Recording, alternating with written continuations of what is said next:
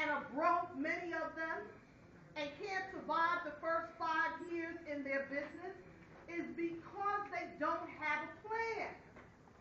Now, it's not just about having a business plan.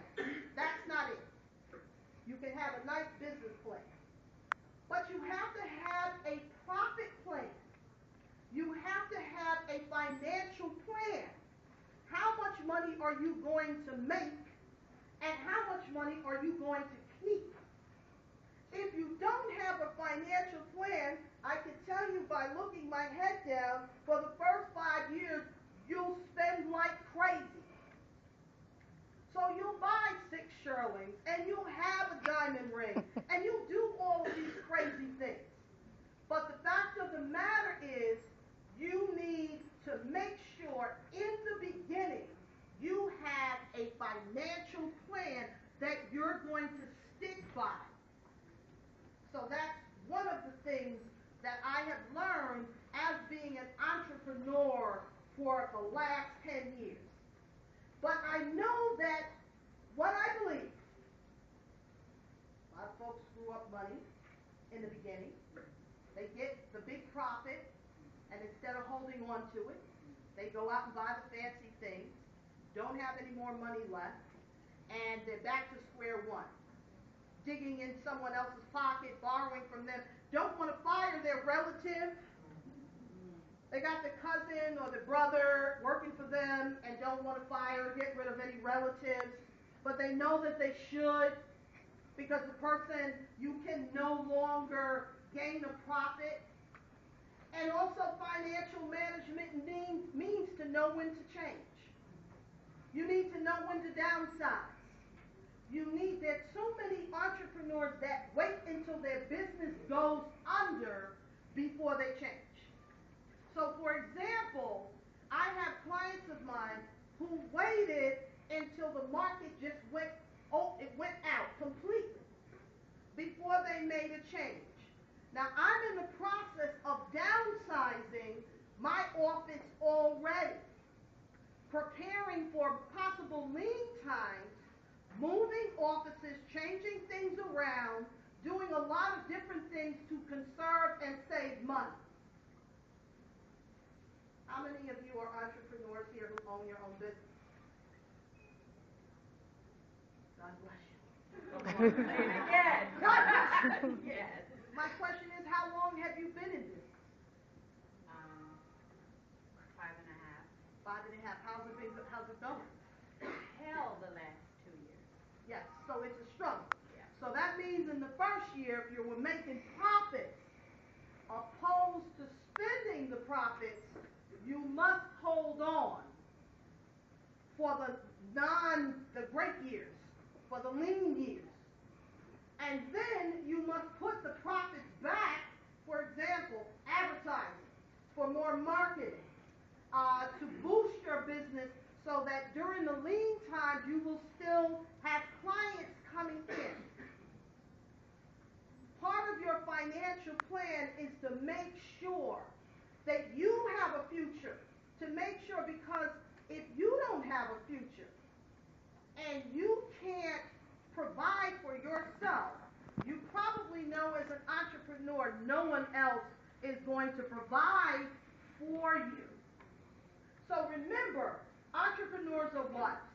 To be a successful, I have a client of mine who wrote a book called Affluent Entrepreneurs, and we talked about it because my book, Living the Wealthy Life, talks about, part of it talks about a successful entrepreneur. Yep. Are you a successful entrepreneur? Are you a risk taker? Are you disciplined? Are you calculating? All of these you should be writing down if you want to be an entrepreneur. Are these the qualities that you possess?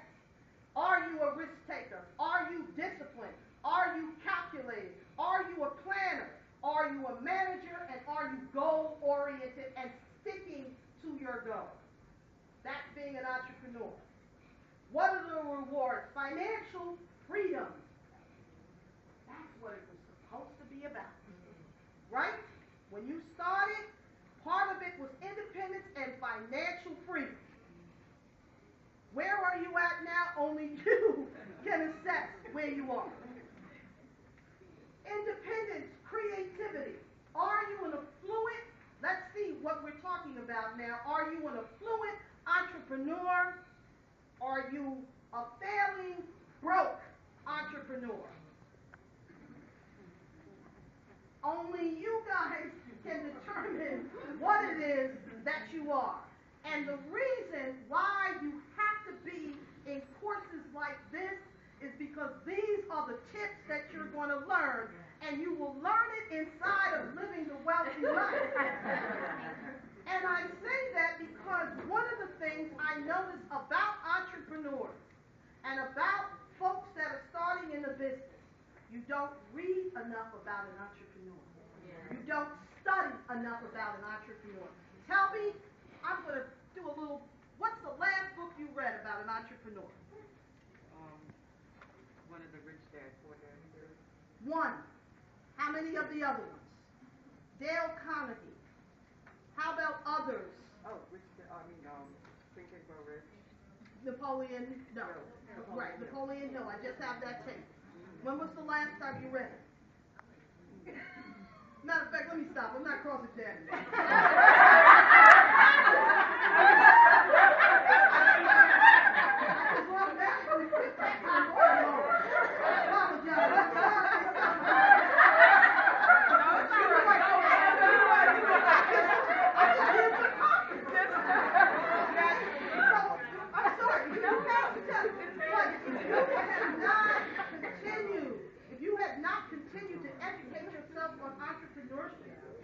If you are not listening to tapes, if you are not purchasing books like these, you must, because you will get tips on how to become a winner at an entrepreneur. Okay? Over the weekend, I bought plenty of books. I buy plenty of tapes. Everybody who knows me, I listen because every time I listen to one other person, I've learned just one other thing. I've learned about leadership. I've learned about how to prepare my business. I've learned about how to deal with employees. So you can't leave out of here without purchasing this wonderful book, Living the Wealthy Life, because part of what I'm talking about is how do you become successful and how do you sustain success. What do? You learn from people who have survived past the 5-year mark. Everybody says businesses fail in 5 years. I've been practicing for 20, and I've been in my own business for 10. I believe I could be a success story. So wouldn't you want to read what I have to say and what I did to get there? How did I finance my own business? How do you finance your own business? How will you finance your own business? Do you have enough money saved? I can tell you this last story because I want you to ask some questions. I left the Attorney General's office in May of 2001. And I believe that was several months, then we had 9/11. Now, my office was in Lower Manhattan. And you know that place was roped off. You couldn't get into an office. The smoke and all the deterioration was all around. My business, I didn't have a business. But how was I able to sustain myself during, I would say, over a year's period where I just quit my job in May, and then 9/11 hit 6 months later. So how do you sustain yourself? You have to prepare with savings. You have to make sure you saved enough to sustain yourself. Those of you who are not married, who don't have children, and who don't have rich husbands and so forth and so on, it's all about you. And if you don't have any of that, you have to save your money to begin. And that's what kept me through. And also having a little bit of a hustle and constantly out there pushing my business. So you have to say to yourself, are you ready to begin this entrepreneurship.